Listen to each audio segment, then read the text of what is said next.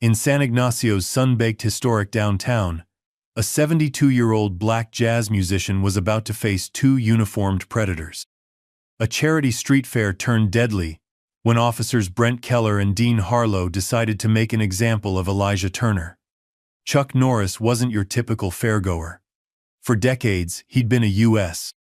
Air Force veteran, martial arts world champion, and Hollywood's quiet storm known for training law enforcement in real-world combat and restraint. When Keller and Harlow grabbed Elijah and shoved him into a vendor's table, they had no idea they were stepping into a public reckoning with a man who'd spent a lifetime dismantling bullies. Norris's calm, methodical response would unleash a chain of events that would ripple far beyond the fairgrounds. What began as a small-town summer fair would become a viral flashpoint. San Ignacio would never be the same after a legend stood up to the law. Before we jump back in, tell us where you're tuning in from. And if this story touches you, make sure you're subscribed, because tomorrow I've saved something extra special for you. Heat rose from the pavement in visible waves, distorting the horizon where Esperanza Street met the cloudless Texas sky. The charity street fair sprawled across 6 blocks of San Ignacio's historic downtown. A patchwork of tents, booths, and makeshift stages that transformed the border town's dusty main drag into something vibrant, despite the punishing August sun. Elijah Turner dabbed at his forehead with a handkerchief, the crisp white linen a stark contrast against his dark skin, weathered by 72 years of living. His wide-brimmed straw hat cast a shadow across eyes that had seen enough of the world to know its ugliness, yet still chose to see its beauty. "Mr. Turner, you gotta try this." Tyrell Jackson bounced on the balls of his feet beside the old musician, his 14-year-old frame practically vibrating with excitement. The boy thrust a plastic fork loaded with golden brown pastry toward his mentor. Velasquez made it special. Behind the folding table draped in a red checked cloth, Maria Velasquez beamed with pride. Her boot adorned with a hand-painted banner reading, "Abuela's Recipes," had drawn a steady stream of customers all afternoon. "Tyrell, slow down before you wear yourself out," Elijah chuckled, accepting the offering. "It's too hot to be bouncing around like you got springs in your shoes." The cobbler melted on his tongue sweet peaches, brown sugar, and a hint of cinnamon. Elijah closed his eyes briefly in appreciation. "Well?" Maria prompted, tucking a strand of silver-streaked hair behind her ear. At 58, she carried herself with the quiet confidence of a woman who had built something from nothing. Her small bakery, now a community fixture. "Tastes like memories," Elijah replied, his voice carrying the smooth timbre that had once filled jazz clubs from New Orleans to Chicago. "Like summer evenings when the world was young." Maria laughed. "Always the poet, Elijah." Her eyes drifted past him, hardening slightly. "Looks like our local heroes have arrived." Elijah didn't need to turn to know who she meant. The subtle shift in the crowd's energy told him everything. Conversation quieting, parents instinctively drawing children closer, the collective tension that spread like a drop of ink in water. Officers Brent Keller and Dean Harlow cut through the crowd, their uniforms pressed and gleaming despite the heat. Keller led the way, mid-30s, broad-shouldered, with close-cropped hair and mirrored sunglasses that reflected back anyone who dared make eye contact. Harlow trailed behind, lankier and perpetually nervous, his gaze darting around as though cataloging potential threats. "They're supposed to be keeping us safe," Tyrell muttered, the excitement draining from his voice. "My dad says they just make trouble where there isn't any." Elijah placed a gentle hand on the boy's shoulder. "Your father's a wise man." He nodded toward a small area where teenagers had set up a simple stage. "Why don't you go check on your friends? Think I heard them warming up." As Tyrell reluctantly moved away, Elijah caught sight of another figure, sitting alone at a small table beneath the shade of a mesquite tree. The man wore a simple blue button-down shirt and jeans, nothing that called attention. But there was something in his posturia stillness that seemed purposeful rather than relaxed. Chuck Norris. Elijah had recognized him immediately when he'd arrived an hour earlier. The man was older now than in his action movies, but carried himself with the same quiet dignity. He'd ordered lemonade from a nearby stand and taken a seat away from the main crowd, seemingly content to observe the fair without fanfare. Now Chuck's gaze tracked the two officers as they moved through the crowd. Elijah noticed the slight narrowing of his eyes, the subtle shift in his posture, the way he set his cup down without looking, attention fully captured. Keller stopped to speak with a group of teenagers, his body language immediately confrontational. The boys, none older than 16, straightened their postures, hands visible, faces carefully neutral. The dance of the powerless before power.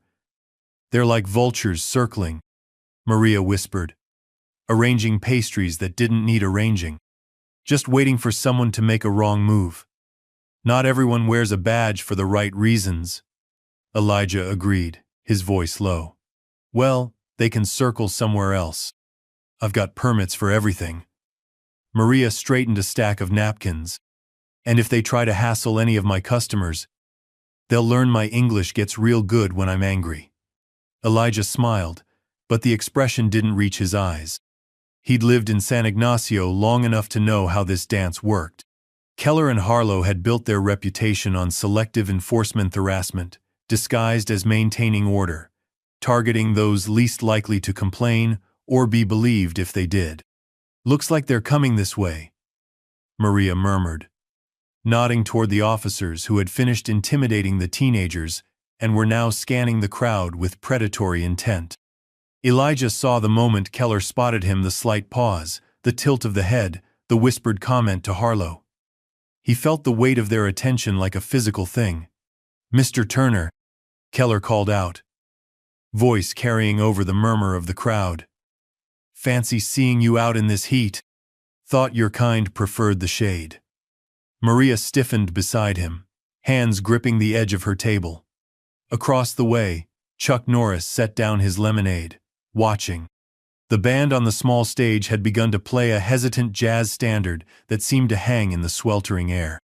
The notes of "Round Midnight" drifted across the fair, counterpoint to the tension beginning to build. Elijah turned slowly to face the approaching officers, his expression carefully neutral, the dignity of 72 years wrapped around him like armor. "Afternoon, officers," he said calmly, tipping his hat slightly. "Beautiful day for a fair, isn't it? Beautiful day to keep an eye on things," Officer Keller replied, stepping into Elijah's space. Up close, his breath carried the scent of mint gum barely masking stale coffee. Lots of cash boxes around, lots of opportunities for sticky fingers. The implication hung in the air, ugly and unmistakable. A few nearby fairgoers slowed their pace, attention caught by the confrontation brewing beneath the red and white striped awning of Maria's booth. "I've been right here eating Miss Velasquez's fine cooking," Elijah replied evenly. "So unless you think I've grown extra hands in my old age, I don't see how I could be causing trouble." Keller's smile tightened. "Got quite a mouth on you for someone your age." "I find wisdom and words tend to accumulate together," Elijah said. The slight tremor in his hands was the only outward sign of his tension. Behind Keller, Officer Harlow shifted his weight from foot to foot, scanning the growing audience, his hand resting casually on his holster. The gesture wasn't lost on the bystanders, who maintained a careful distance. Maria stepped around her table, wiping her hands on her apron. "Officers, can I interest you in some cobbler on the house for our local police?" Her smile was strained, her attempt at diffusing the situation transparent. "Don't need handouts," Keller said, without looking at her. "Just making sure everyone's behaving." He tapped Elijah's chest with 2 fingers. "Especially folks with records." 20 years ago, Elijah had been arrested at a peaceful protest against the closure of the community center. The charges had been dismissed. But in a town like San Ignacio, such histories were never truly erased. "That case was thrown out before it ever saw a courtroom," Elijah said. his voice still steady despite the public provocation. As you well know, Officer Keller. Still took the ride downtown, didn't you? Keller's smirk widened. Spent some time in our accommodations. Across the way, Chuck Norris set his empty cup aside and leaned forward slightly. Elbows on knees, watching with increasing intensity. His stillness seemed to gather weight, like a storm cloud before rainfall. Tyrell had reappeared at the edge of the growing crowd, his young face tight with worry. He caught Elijah's eye, and the old musician gave an almost imperceptible shake of his head. Stay back. Why don't you empty your pockets, old-timer? Harlow spoke up, his voice higher than Keller's, with a nervous edge. Just so we can be sure you haven't been collecting donations of your own. I don't believe I'm under any obligation to do that, Elijah replied, the first hint of steel entering his voice. You refusing a direct request from an officer? Keller stepped closer, using his height advantage to loom over Elijah. That sounds like interference to me.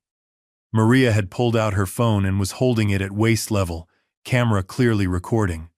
There are children present, officers, she said quietly.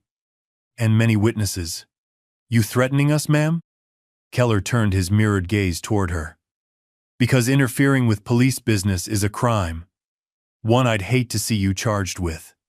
Recording police is my legal right, Maria replied, her voice steady despite the tremor in her hand.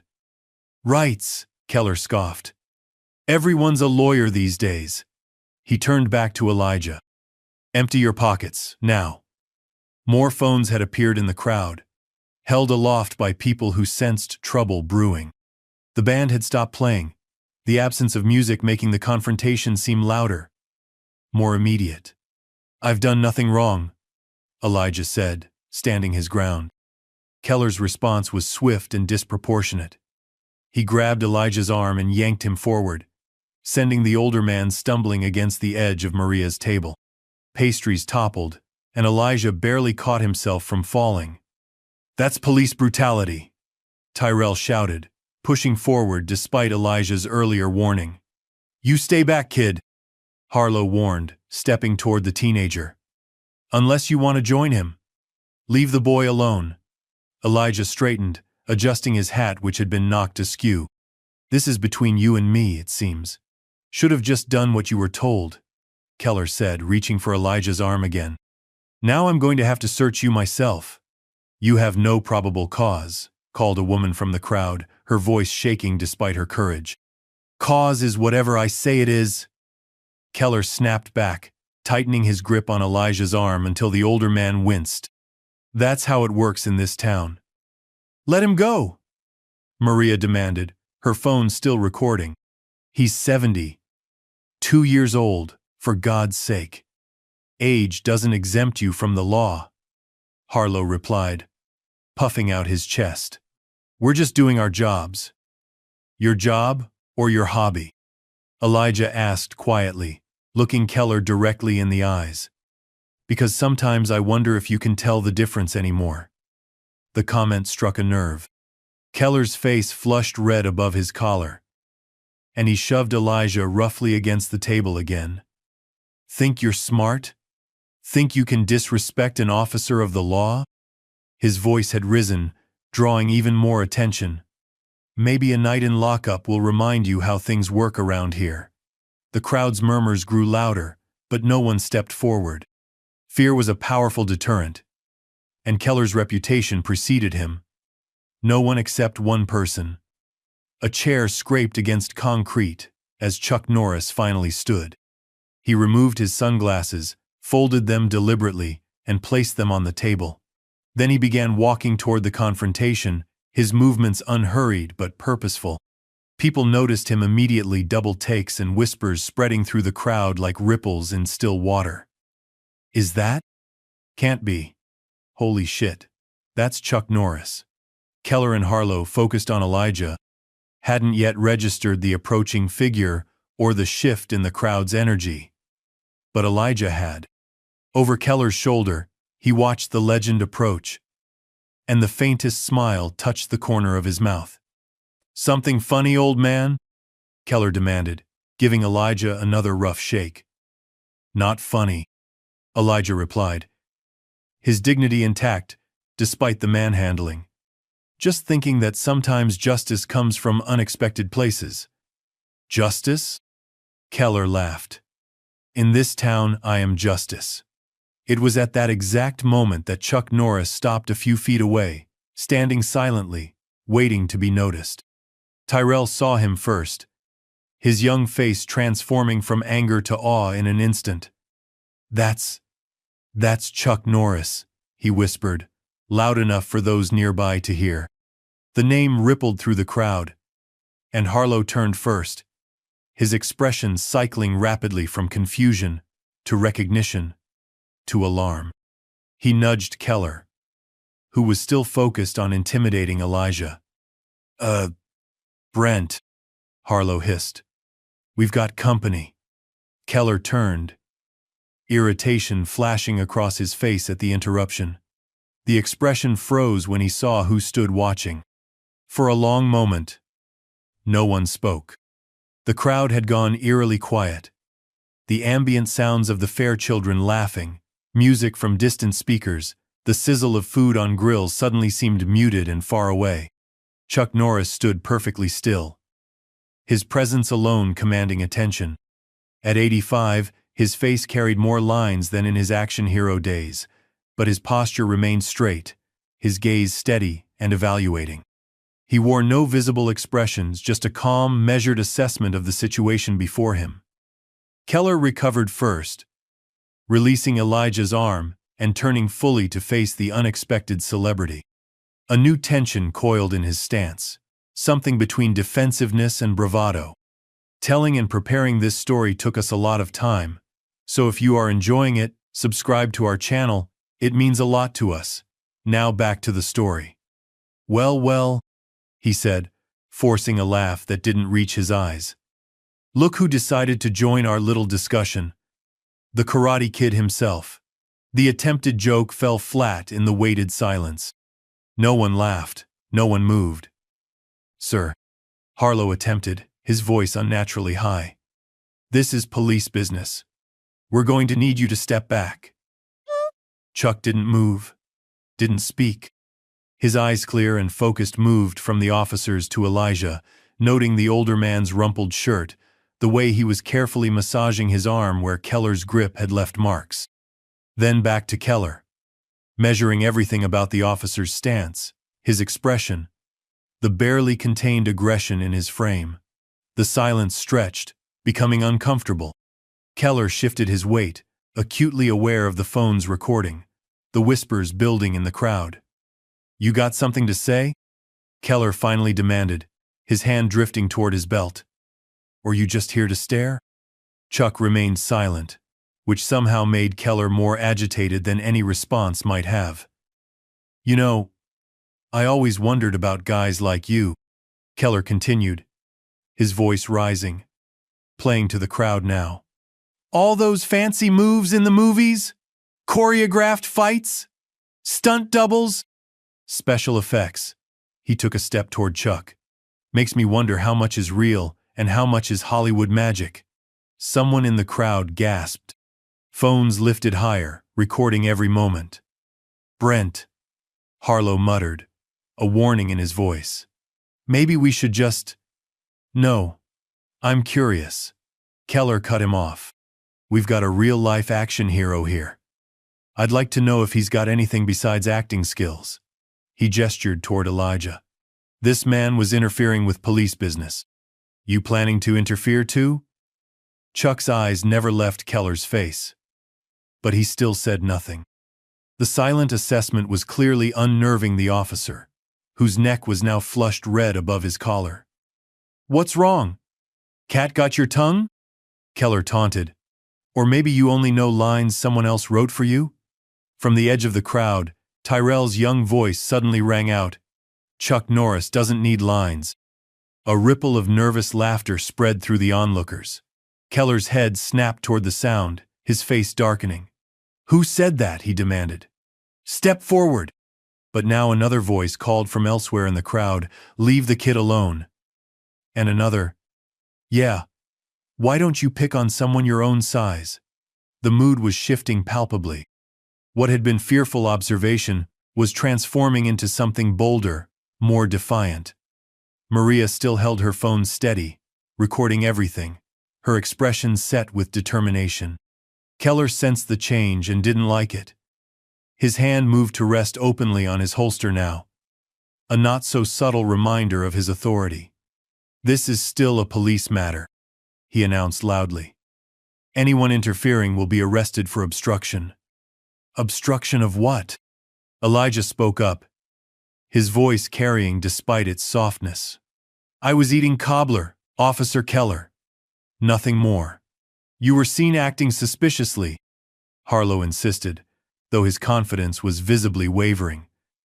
"The only suspicious behavior I've seen," Chuck Norris finally spoke, his voice low and measured, carrying easily across the hushed crowd, "is 2 officers harassing an elderly man without cause."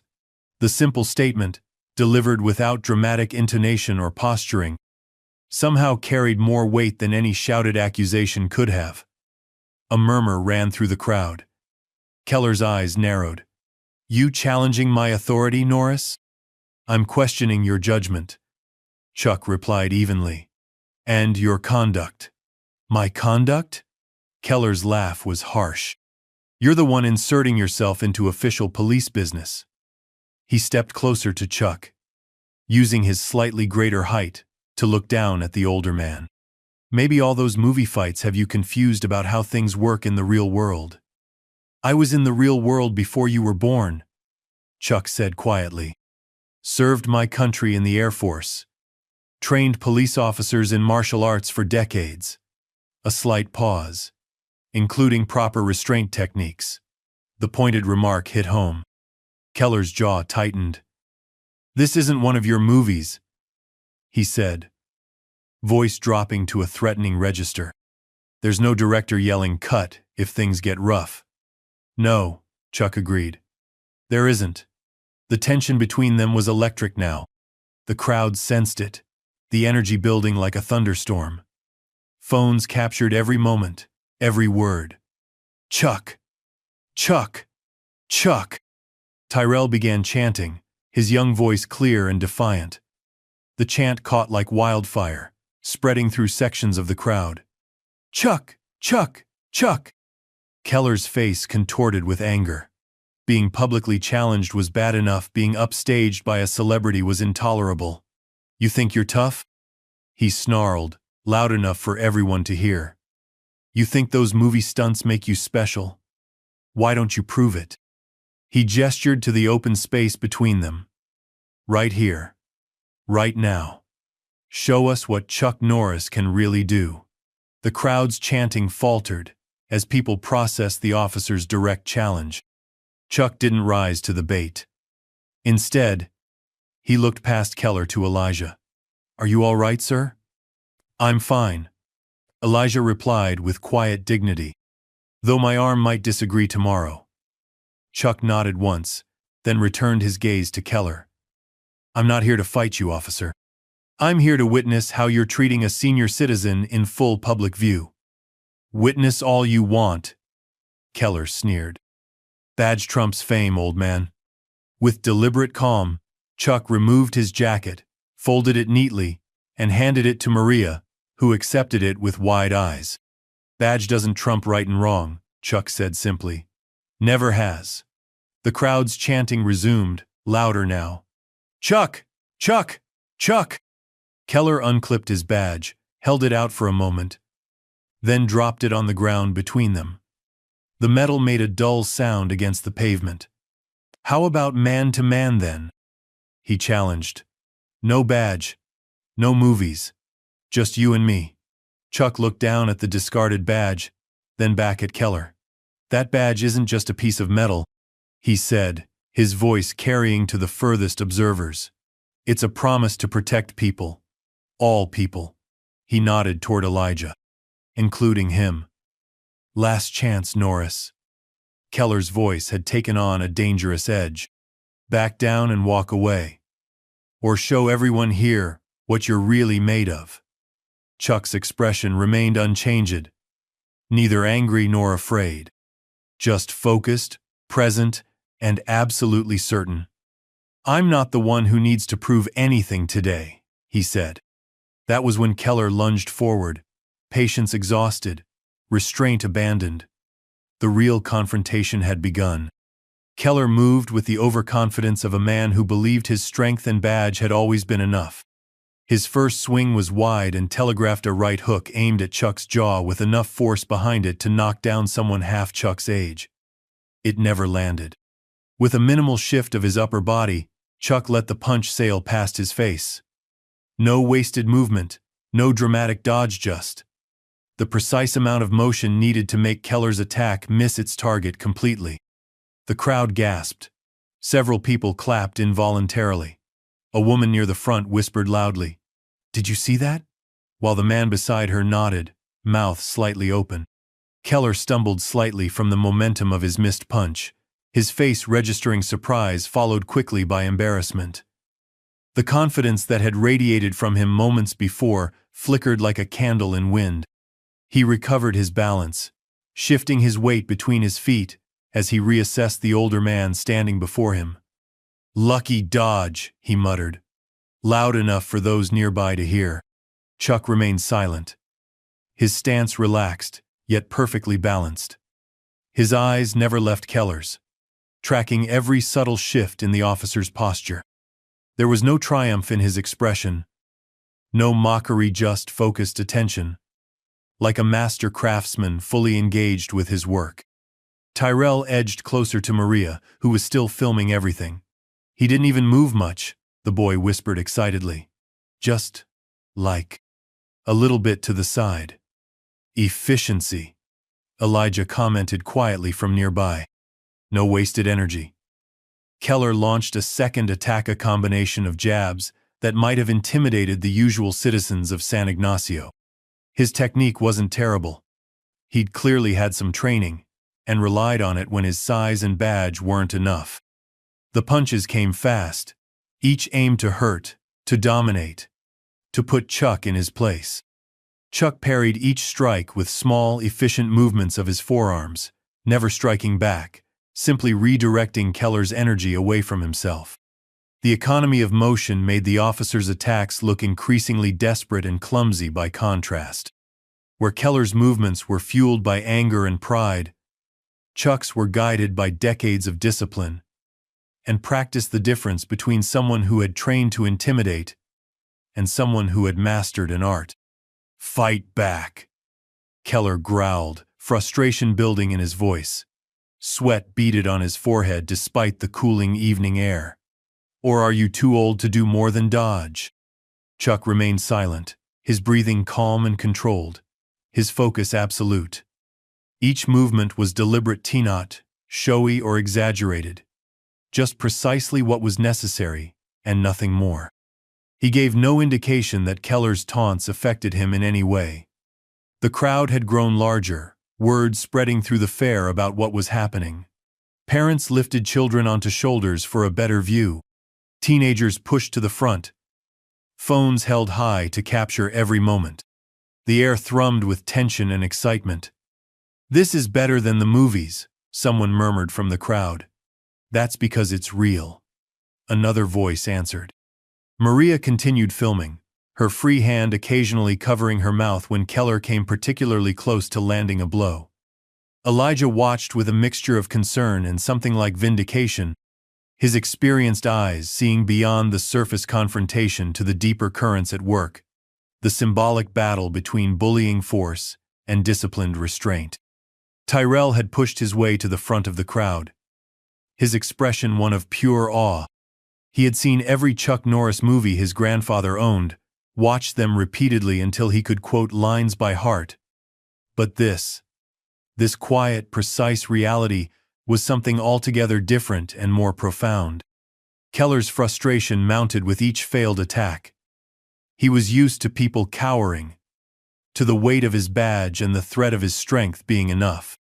But Chuck stood unintimidated, unmoved except by his own choosing, and the officer's confidence began to crack further under the pressure of his impotence. "What's wrong, Norris?" he taunted, circling slightly to find a new angle of attack. "Afraid to throw a punch? Afraid you'll break a hip?" A few nervous laughs rippled through parts of the crowd. Most remained silent, watching intently, feeling the shift in power happening before their eyes. "He's trying to make him angry," Elijah observed quietly to Maria. "Trying to make him sloppy." "Will it work?" she asked, never lowering her phone. Elijah shook his head slightly. "I don't think Mr. Norris has been sloppy a day in his life." Keller feinted left, then delivered a hard right cross aimed at Chuck's temple blow that would have ended the confrontation had it connected. Chuck slipped the punch with such minimal movement that it seemed to the watching crowd that Keller had somehow missed from point-blank range.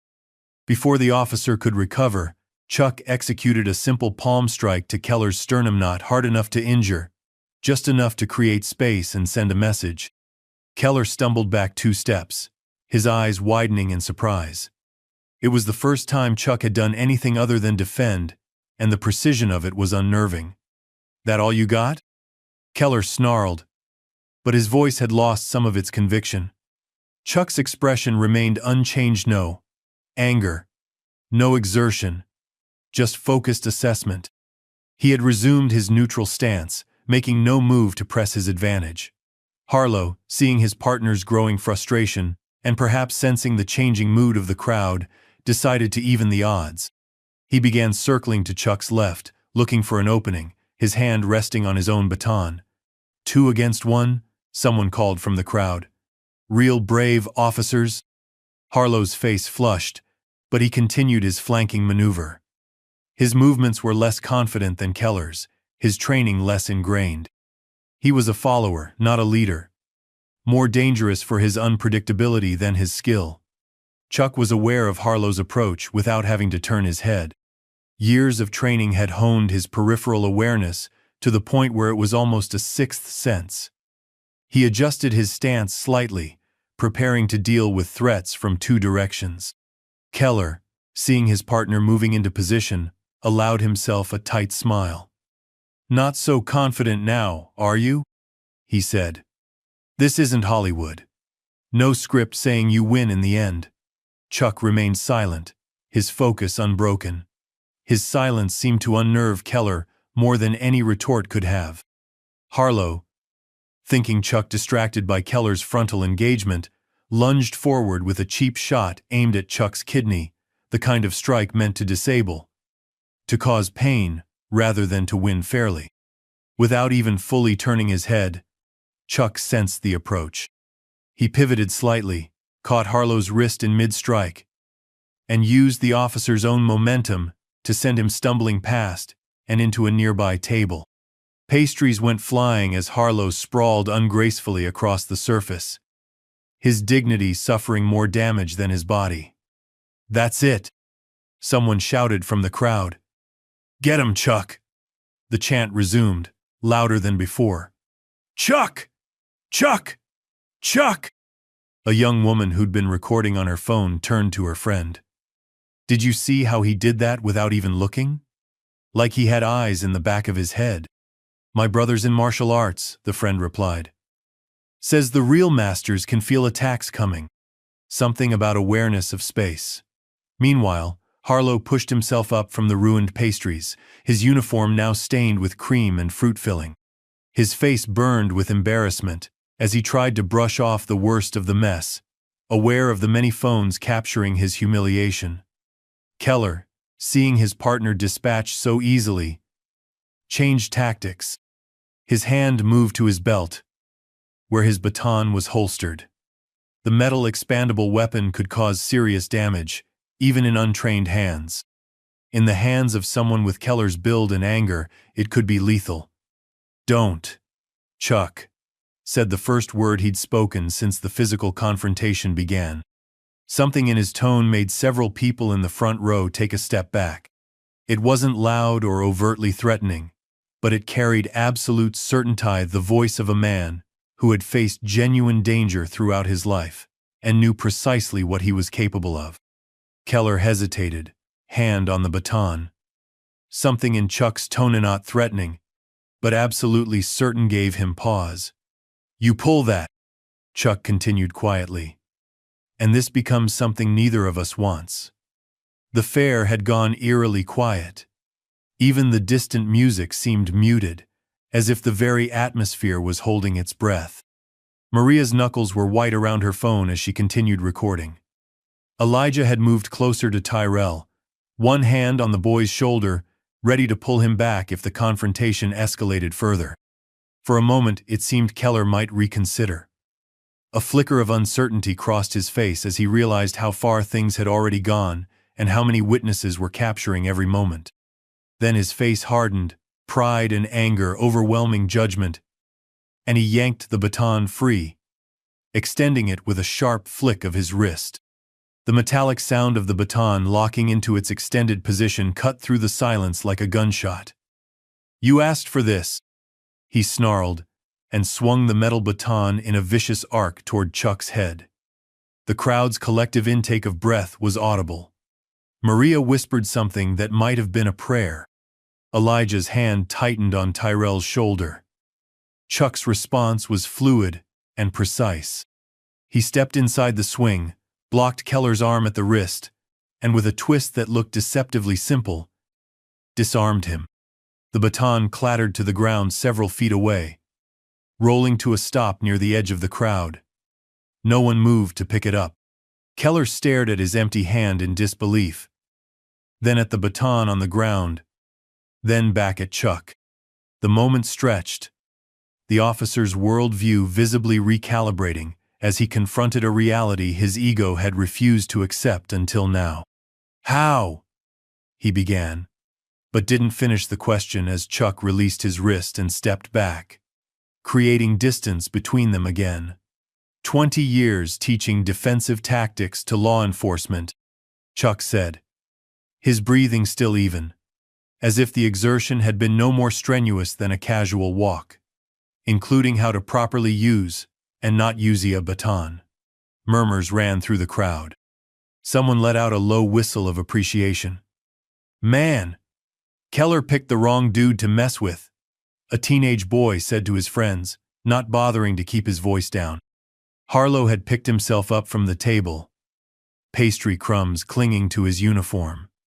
The defeat in his posture was evident, shoulders slumped. The earlier bravado entirely evaporated. He looked uncertainly toward his partner, then at the crowd surrounding them, then at the many phones recording every moment of their humiliation. Self-preservation was beginning to outweigh loyalty. "Brent," he said nervously, using Keller's first name for perhaps the first time in public, "maybe we should." "Shut up," Keller snapped, never taking his eyes off Chuck. His face had flushed a dangerous shade of red, humiliation and rage battling for dominance. "This isn't over." "It could be," Chuck offered quietly. "Right now. No one's seriously hurt. We all walk away." The reasonableness of the offer seemed to infuriate Keller further, as if the very concept of mercy was an additional humiliation. "Like hell," he growled. He charged again, this time aiming lower, attempting to tackle Chuck around the midsection. It was a desperate move, abandoning technique for brute force, trying to use his superior weight and younger strength to overpower the older man. Chuck read the attack before it fully developed. He sidestepped at the last moment, allowing Keller's momentum to carry him past, then stuck out a foot just enough to send the officer sprawling face first onto the pavement. The execution was so clean, so perfectly timed, that it almost appeared choreographed, as if Keller was a willing participant rather than a defeated opponent. A cheer erupted from the crowd. Tyrell was jumping up and down now, his face lit with excitement, momentarily forgetting the seriousness of the situation in the pure thrill of seeing his hero in action. "Did you see that?" he shouted to no one in particular. "Did you see what he did?" Maria couldn't suppress a smile despite her concern. "I got it all on video, Tyrell. Every second." Keller pushed himself up from the ground, a scrape on his cheek beginning to bleed. Dust coated the front of his uniform, and he spat grit from his mouth as he rose. His eyes burned with humiliation and rage, the dangerous look of a man who has lost everything except the desire to inflict pain. This time, when he rose, his hand went directly to his holster. A collective intake of breath from the crowd. The atmosphere shifted instantly from excitement to fear. Maria's hand flew to her mouth, the phone momentarily forgotten. Elijah stepped fully in front of Tyrell now, shielding the boy with his body despite his age. "Don't do it, son," he called to Keller. His voice steady despite the danger. "This has gone far enough." Keller's hand rested on his weapon, his expression locked in a rictus of fury and indecision. His eyes darted between Chuck and the crowd, the last rational part of his mind registering the consequences that would follow if he drew his service weapon in front of so many witnesses. Chuck stood calmly, hands at his sides, watching Keller with the same steady gaze as before. No fear, no anger, just focused awareness and readiness. His posture conveyed absolute confidence without aggression, the stance of a man who had faced armed opponents before and knew exactly what to do if necessary. "Your move, officer," he said quietly. "But think carefully about what happens next." The moment stretched, taut with possibility. Everyone sensed the crossroads before them, how the next few seconds could transform a public confrontation into tragedy.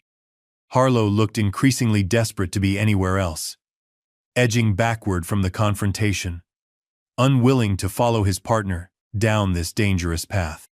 The crowd had gone silent again, tension thick in the air.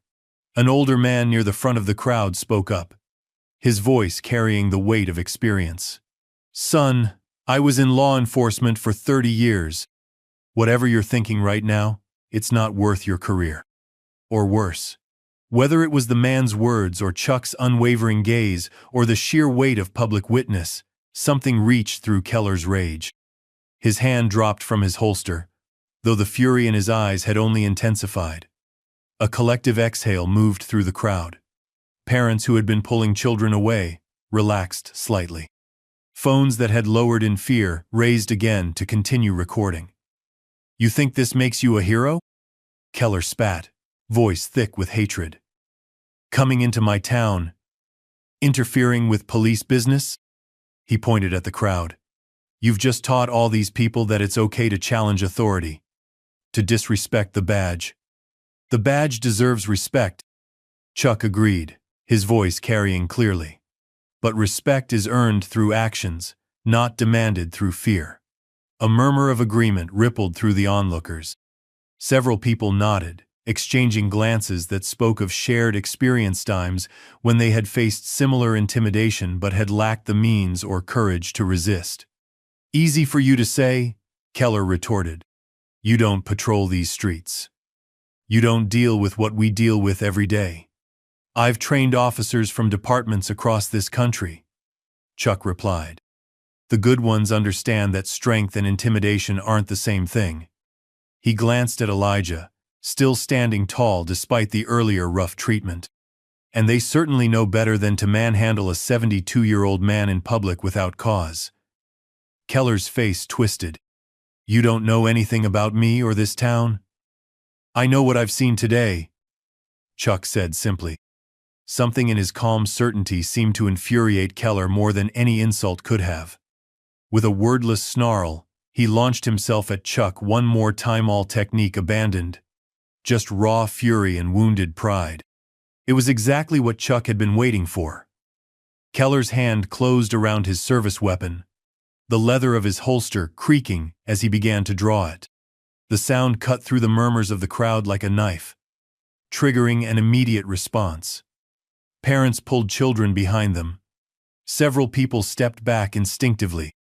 Maria's filming hand trembled visibly as she captured what might become evidence in something far more serious than a street confrontation. A collective intake of breath from the crowd. Time seemed to slow, each second stretching into an eternity as the black metal of the gun began to emerge from its holster. Chuck stood perfectly still, his eyes never leaving Keller's face. There was no fear in his expression, no panic, only a profound focus that seemed to take in everything at once. Keller's trigger finger, the angle of the emerging weapon, the positions of bystanders in potential crossfire, Harlow's stunned paralysis a few feet away. His awareness expanded to encompass the entire scene while remaining laser-focused on the immediate threat. "Officer Keller!" Elijah's voice cut through the tension, steady despite the danger. "Think about what you're doing, son." The old musician had stepped forward, his weathered hand extended in a calming gesture. Despite his 72 years and the rough treatment he'd already endured, his dignity remained intact, his concern seemingly more for Keller than for himself. "This has gone far enough," Elijah continued, his deep voice carrying across the suddenly silent fairground. "Nobody needs to get hurt worse than pride already has." Keller's hand hesitated on his weapon, his gaze darting between Chuck and the crowd. For the first time, he seemed to fully register how many witnesses surrounded them, how many phones were capturing every move. The career-ending implications of drawing his weapon in this situation began to penetrate the fog of his rage. Behind him, Harlow had gone deathly pale, his eyes wide with the realization of how far things had escalated. "Brent," he hissed, his voice cracking with stress. "Don't. For God's sake, don't."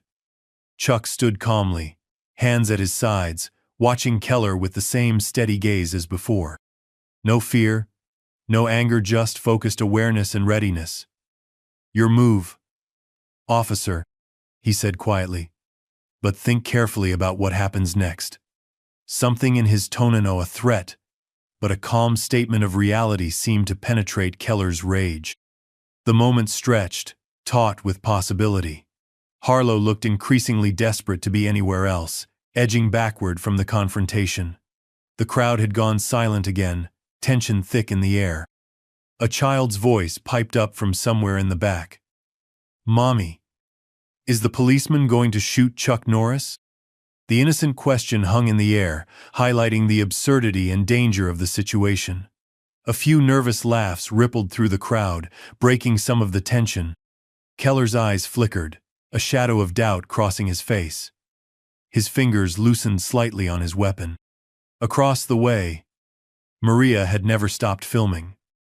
"It's all being recorded, Officer Keller," she called out, her voice steadier than she felt. Every second. For what seemed like an eternity, the outcome balanced on a knife's edge. Then, with a visible effort, Keller's hand dropped from his holster. The collective relief from the crowd was palpably a sigh that seemed to come from everywhere at once.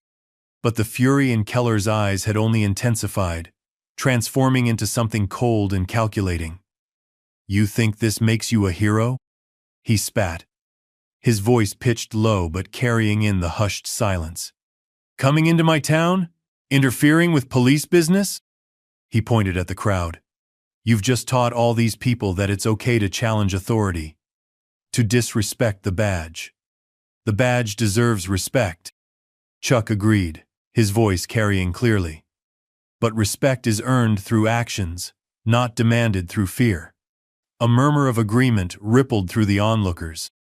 An older man near the front nodded emphatically. A young mother whispered something to her child, who looked up at Chuck with wide, admiring eyes. "Easy for you to say," Keller retorted, his breathing still heavy, a thin line of blood tracking down from the scrape on his cheek. "You don't patrol these streets. You don't deal with what we deal with every day. I've trained officers from departments across this country," Chuck replied, his tone neither condescending nor hostile, simply matter of fact. "The good ones understand that strength and intimidation aren't the same thing." He glanced at Elijah, still standing tall despite the earlier rough treatment. "And they certainly know better than to manhandle a 72-year-old man in public without cause." Tyrell had pushed to the front of the crowd again, his young face serious as he listened to the exchange. Other teenagers had gathered around him, their usual adolescent detachment replaced by rapt attention. They were witnessing something they would remember for the rest of their lives, a real-life lesson in power, restraint, and moral courage. Keller's face twisted. "You don't know anything about me or this town. I know what I've seen today," Chuck said simply. Something in his calm certainty seemed to infuriate Keller more than any insult could have. The officer's hands clenched at his sides, knuckles whitening with tension. His jaw worked, grinding teeth audibly as he struggled to contain the rage building inside him. "Officer," Elijah said softly, "it's over. Let it be over." But Keller was beyond reason now. The public humiliation, the loss of face in front of the community he had intimidated for years, the realization that his reputation was forever altered, all coalesced into a white-hot core of fury that demanded release. With a wordless snarl, he launched himself at Chuck one more time, all technique abandoned, just raw rage and wounded pride fueling a desperate final assault. It was exactly what Chuck had been waiting for.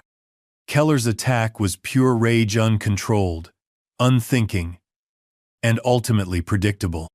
He swung wildly, a haymaker that contained all his frustration and humiliation, all his anger at being exposed, at being made to look weak in front of the town he had ruled through fear. Chuck moved with the precision of someone who had spent decades mastering the discipline of combat. There was no wasted energy, no flashy technique, no unnecessary flourish. He stepped slightly to the right, letting Keller's punch sail past, then delivered a single, perfectly placed strike to the officer's midsection. The blow wasn't dramatic or showy. It didn't send Keller flying backward as might happen in a movie. Instead, it was surgical, targeting the solar plexus with just enough force to fold the larger man over, the air rushing from his lungs in a pained gasp that was audible to those nearest the confrontation. Keller dropped to one knee, one arm wrapped around his middle, the other braced against the pavement to keep from collapsing completely. His face contorted with pain and shock, the reality of who he was dealing with finally sinking in. This wasn't about movies or reputation. It was about decades of discipline and training that no amount of bullying or badge-wearing could match. The crowd erupted cheers, applause, and renewed chants of "Chuck, Chuck, Chuck." Phones captured the moment from every angle, ensuring that what had happened here today would spread far beyond San Ignacio by nightfall. Maria's hands trembled as she continued recording, her expression a mixture of awe and vindication. For years, she had watched Keller and officers like him throw their weight around, targeting the vulnerable, using their badges as shields against accountability. Now, finally, someone had stood up, someone they couldn't intimidate or dismiss. Across the crowd, faces reflected similar emotions: relief, amazement, and a dawning sense that something fundamental had shifted in their community. People exchanged glances, nodding to each other, something unspoken but powerful passing between them. Harlow, seeing his partner disabled with a single strike, made a desperate decision. Whatever loyalty or fear had kept him in Keller's shadow for months overrode his better judgment. He lunged forward, baton extended, aiming for Chuck's blind side. But Chuck wasn't blind to anything happening around him. His situational awareness, shown through decades of training and real-world experience, extended to the entire scene.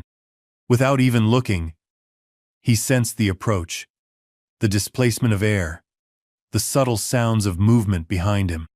He stepped backward at precisely the right moment, and caught Harlow's wrist in a fluid motion that seemed almost casual in its execution. The younger officer's momentum carried him forward into the grip, his eyes widening with the sudden realization of his mistake. A simple twist, not cruel, not punishing, just effective, and the baton clattered to the ground. Another movement, almost too fast to follow, and Harlow found himself on his knees beside his partner, arm immobilized in a joint lock that caused no damage but allowed no escape. "Stay down," Chuck said quietly. "It's over." The words carried no malice, No gloating only, a simple statement of fact. The confrontation had reached its natural conclusion. Further resistance would only lead to more humiliation, perhaps even injury. He released the hold and stepped back, giving both officers space. Neither made any move to rise immediately. Keller was still struggling to catch his breath, his face flushed with exertion and shame. Harlow looked like he wanted the ground to open up and swallow him, his earlier bravado completely evaporated. The crowd's reaction was immediate and electric. People who had been filming lowered their phones to applaud. Others exchanged amazed comments, pointing and gesturing as they recounted what they'd just witnessed to latecomers at the edges of the gathering. Terrell had pushed through to the front of the crowd, his young face alight with wonder. "That was amazing," he exclaimed, practically bouncing with excitement. "You didn't even hit him hard. Just." He mimicked Chuck's economical movement. "And down he went." Chuck glanced at the boy, the first hint of a smile touching the corners of his mouth. In Terrell's enthusiasm, he recognized something important: not hero worship, but genuine appreciation for the principles behind his actions. "It's not about hitting hard," he said, his voice carrying to those nearby. "It's about hitting smart. Precision over power." The lesson wasn't lost on the gathered onlookers, particularly the younger ones. In a culture that often celebrated brute force and intimidation, Chuck had demonstrated something different: the quiet efficiency of disciplined skill, the moral strength of measured response. Like Mr. Turner says about playing trumpet. Terrell nodded enthusiastically, making the connection immediately. "It's not how loud you play, it's hitting the right notes." "Wise teacher," Chuck replied, looking toward Elijah with genuine respect. The elderly musician inclined his head slightly in acknowledgement, his own dignity undiminished by the earlier rough treatment. Despite his age and the stress of the situation, he stood straight, his presence a reminder of the resilience that had carried him through 72 years of life in a world that wasn't always kind to men who looked like him. "The boy's a quick study," Elijah replied, resting a gentle hand on Terrell's shoulder. "Sees connections others miss." The interaction wasn't lost on the crowd. The torch being passed, wisdom from the elderly musician to the young student, reinforced by Chuck's example. 3 generations connected by values that transcended age, race, and circumstance.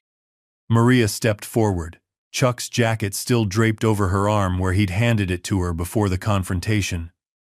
"I got it all," she said, holding up her phone. "Every second. Already uploaded to the cloud."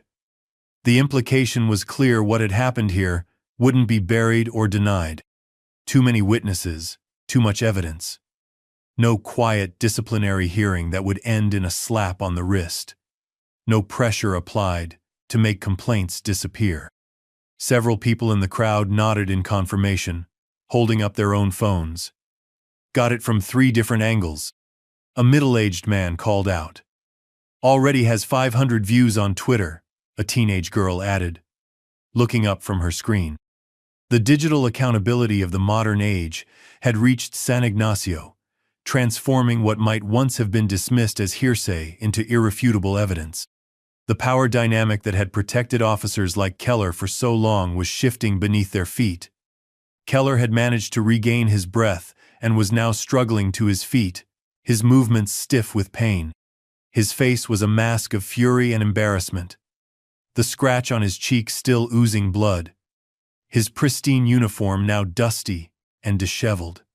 "This isn't over," he growled, though the threat sounded hollow now, stripped of the authority that had once given his words weight. "Yes, it is," Chuck replied, not unkindly. "For today, at least." The distinction was important. This wasn't the end of systemic problems, just one confrontation. Real change would require more than a single moment of accountability, more than one viral video. But it was a start, a crack in the wall of impunity that had protected abuses of power for too long. Chuck turned to Elijah. "Are you all right, sir?" The question was simple, but carried genuine concern. Despite the attention focused on the confrontation with the officers, Chuck hadn't forgotten the original injustice that had prompted his intervention.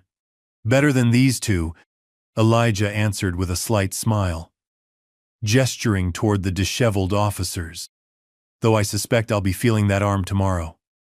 The comment drew a few chuckles from the crowd, tension releasing through humor. The atmosphere had shifted. The fear that had gripped the gathering earlier, now replaced by a cautious sense of justice served. At least for the moment. Chuck nodded, then addressed the crowd, his voice carrying without being raised.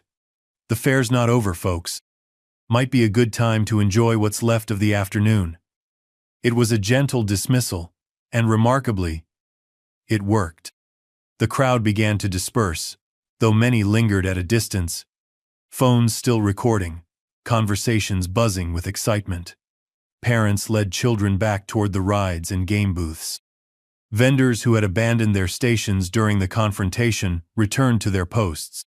Keller had retrieved his badge from where it had fallen during the scuffle, brushing off dust before clipping it back to his uniform. His hands shook slightly, whether from exertion or anger wasn't clear. The symbol of authority that had shielded him for so long now seemed diminished somehow.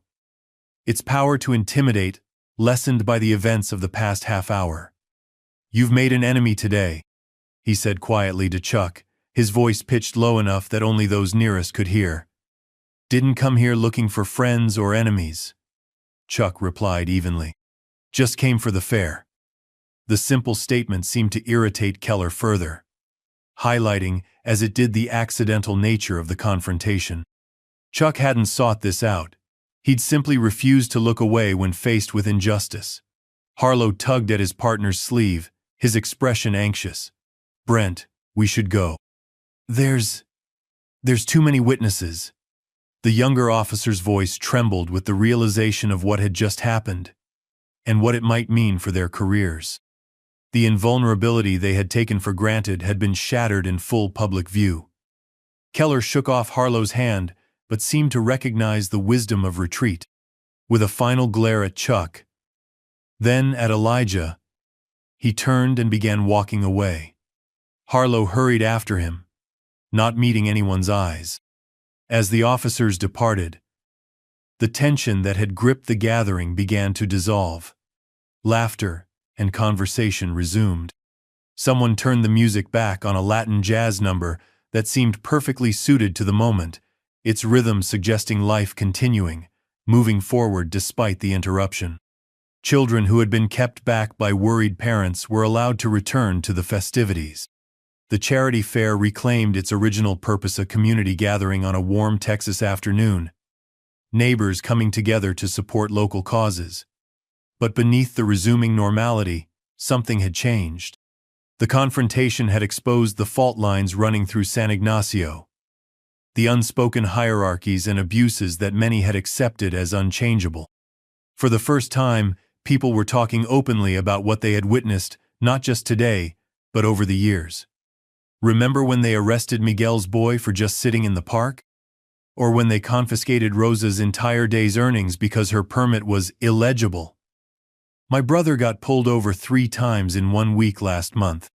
No ticket. Just harassment." Stories that had been whispered were now being spoken aloud, shared between neighbors who had previously kept their experiences private. The fear that had enforced silence was weakening, at least for now. And in the middle of it all stood Chuck Norris, not as a celebrity or action hero, but as an ordinary citizen who had chosen to step forward when others stepped back. His example had revealed something important, that moral courage wasn't about being fearless or special, but about being unwilling to look away when confronted with wrong. Elijah caught his eye across the crowd and nodded, one gesture of profound respect and gratitude that required no words. In that silent exchange passed an understanding that transcended their different lives and backgrounds. Sometimes justice came from unexpected places. The late afternoon sun cast long shadows across the fairgrounds as Chuck Norris sat at a small table with Elijah Turner. Maria had insisted on bringing them fresh lemonade and her remaining unscattered pastries, refusing any payment with a firm shake of her head. "My family will be talking about this day for generations," she had said, her eyes still bright with the excitement of it all. That's payment enough. Now she was busy at her booth, surrounded by a steady stream of customers, many of whom kept glancing over at Chuck and Elijah with poorly disguised curiosity. "You didn't have to step in," Elijah said, his weathered hands wrapped around the cool glass. "But I'm grateful you did." Chuck shrugged slightly. "Couldn't just watch." "Most people do," Elijah replied. "Watch, I mean. It's safer." "Safe isn't always right."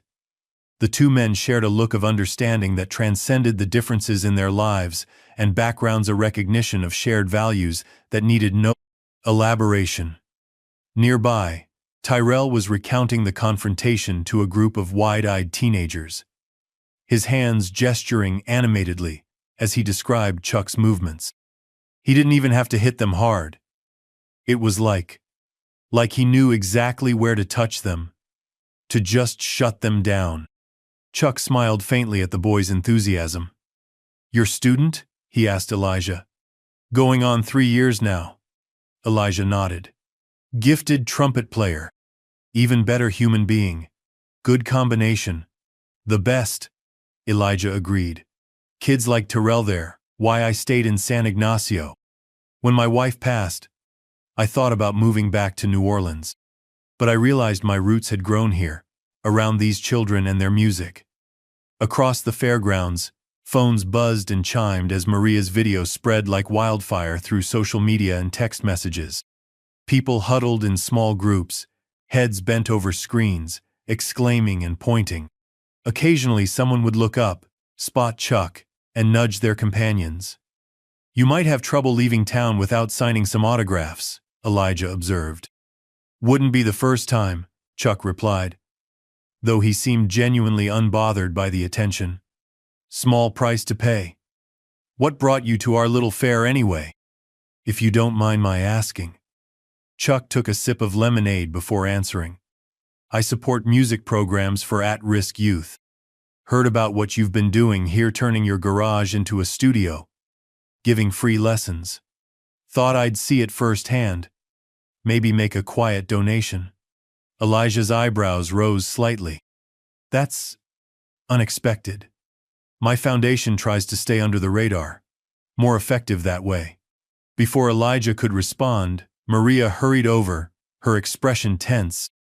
"They're back," she said quietly, "with reinforcements." Chuck and Elijah turned to see Keller and Harlow approaching from the direction of the police station. Behind them walked a heavy-set man in his 50s, wearing a police uniform with captain's bars and a face like a thundercloud. "Captain Mercer," Elijah murmured. "Keller's uncle by marriage. Not a good sign." The crowd parted before the three officers, conversations dying as they passed. Phones appeared again, recording the new development. Chuck stood unhurriedly, positioning himself slightly in front of Elijah. Not confrontational, but protective. Captain Mercer stopped a few feet away, his gaze moving between Chuck and Elijah before settling on the former.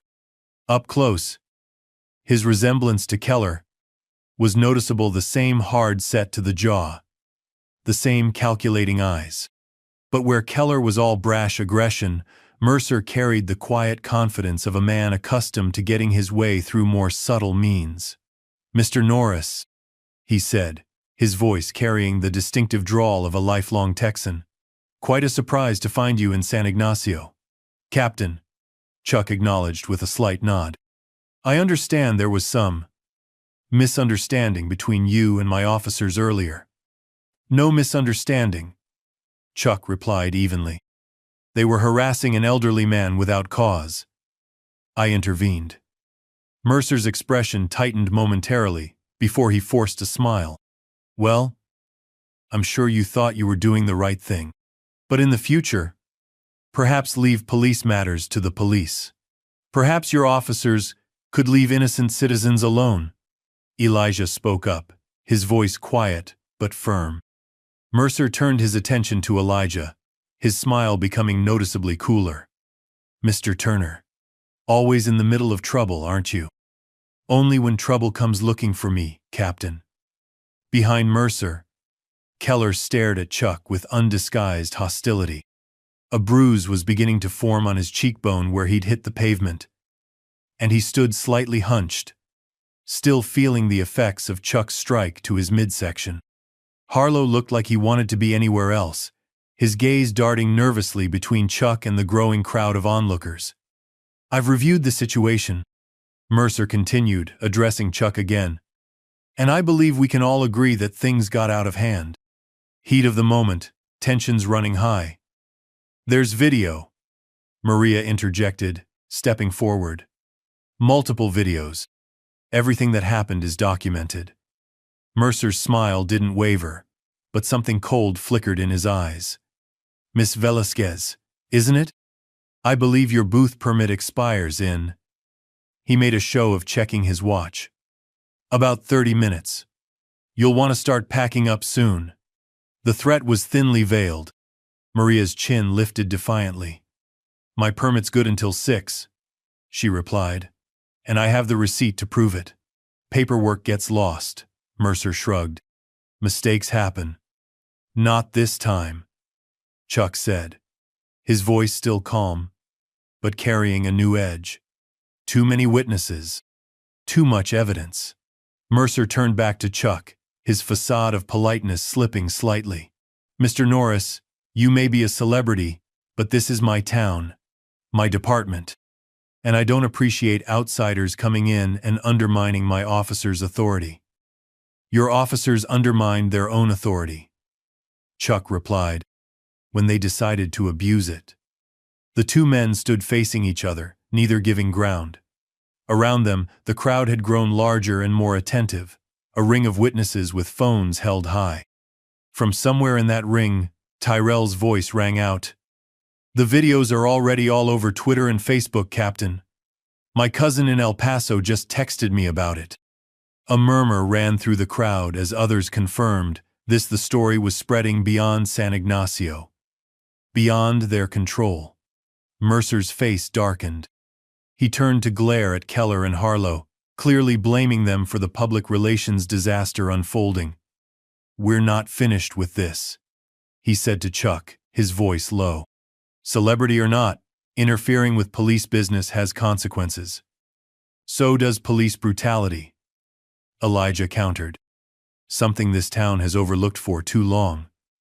Mercer's attention snapped back to Elijah, his expression hardening into something ugly. "Careful, old man. Your record isn't as clean as you pretend." "My record is the truth," Elijah said simply. "And now, finally, people are seeing it." A new voice spoke up from the crowd, strong, female, authoritative. "Captain Mercer." The crowd parted to reveal a tall woman in her 40s, dressed in a crisp pantsuit despite the heat. She moved with the confidence of someone accustomed to command, her dark hair pulled back in a severe bun. "District Attorney Reyes," Mercer acknowledged, his tone carefully neutral. "This is a police matter. It became my matter the moment I received 17 different videos of your officers assaulting a senior citizen," Reyes replied, coming to stand beside Chuck and Elijah. "And then being subdued after escalating to deadly force. They were conducting a routine check." "Save it for the review board, Captain." Reyes cut him off. "Officers Keller and Harlow are suspended. Effective immediately. Badges and service weapons to be surrendered before they leave the fairgrounds." Keller's face contorted with rage. "You can't do that." "She can," Chuck said quietly. "And she should." "This isn't over," Keller snarled, his hand instinctively moving toward his holster. "Touch that weapon," Reyes said coldly, "and your career ends right now instead of after due process." For a tense moment, it seemed Keller might defy her. Then Mercer placed a restraining hand on his nephew's arm. "Stand down, officer," he ordered. "That's an order." Keller's hand dropped, but the hatred in his eyes as he glared at Chuck hadn't diminished. "Your badges," Reyes repeated, holding out her hand. With visible reluctance, Harlow unclipped his badge first, placing it in the DA's palm without meeting her eyes. After a longer hesitation, Keller did the same, the movement stiff with suppressed fury. "Report to my office at 9 tomorrow morning," Reyes instructed. "Both of you. We'll discuss next steps then." She turned to Mercer. "Captain, I'll expect your incident report on my desk by the same time." Mercer's expression was carefully blank now. Professional mask firmly in place. "Of course, Counselor." With a final nod to Chuck and Elijah, Reyes turned and walked away, the crowd once again parting before her. Mercer eyed Chuck with barely concealed resentment. "Enjoy your moment, Mr. Norris, but remember you're just passing through. The rest of us live here." Without waiting for a response, he turned and strode away. After a moment's hesitation, Keller and Harlow followed, the former's shoulders rigid with humiliation, the latter's slumped in defeat. As they disappeared into the crowd, a collective breath seemed to release from the gathered onlookers. Conversations resumed, louder now, buzzing with excitement and disbelief. "Did that just happen? District Attorney just shut them down? Did you see Keller's face?" Maria let out a low whistle. "Day Reyes doesn't mess around. I've never seen her at the fair before." "She was already here," a woman nearby volunteered. "My sister works in her office," said Reyes came to judge the salsa contest. "Lucky timing," Elijah remarked. "For once," Maria agreed. The late afternoon was giving way to evening now, the heat finally relenting as the sun dipped toward the horizon. The confrontation seemed to have energized rather than dampened the fair. If anything, the crowds had grown, drawn by the spreading news of what had occurred.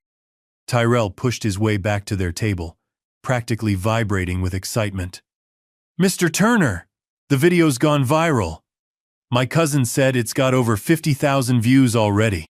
And people are talking about police stuff in other towns too, saying this happens all the time but nobody famous is usually there to stop it." Elijah nodded soberly. "That's the truth of it, son. What happened today isn't rare. What's rare is that someone stepped in." He glanced at Chuck. Someone people couldn't ignore. Chuck had reclaimed his seat, seemingly unaffected by the attention swirling around him. "Might not have changed anything," he said. "One incident doesn't fix a broken system." "Maybe not," Maria agreed, joining them at the table. "But it's a crack in the wall. And sometimes that's all you need to start bringing the whole thing down." She nodded toward where groups of residents were talking animatedly, sharing the videos, comparing accounts of what they'd witnessed.